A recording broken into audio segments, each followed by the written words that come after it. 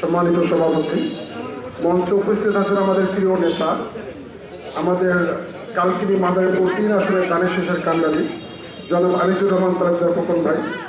মঞ্চে উপস্থিত আছেন কালকিনি উপজেলা বিএনপির সাবেক সংগ্রামী সাধারণ সম্পাদক শ্রদ্ধেয় মাহবুব হোসেন মুন্সি ভাই।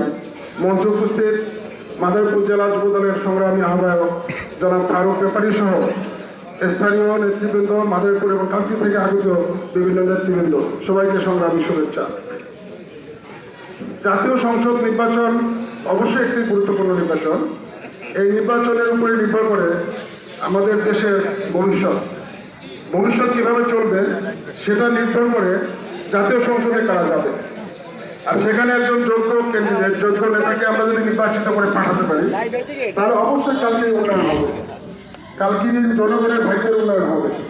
এই জন্য আমার প্রিয় নেতা সবসময় একটি কথা বলে থাকেন, দল মত নির্বিশেষে আমরা সবাইকে নিয়ে দেশের জন্য কাজ করতে চাই। কে কোন দল করেছেন পিছনে সেটা মুখ্য বিষয় নয়।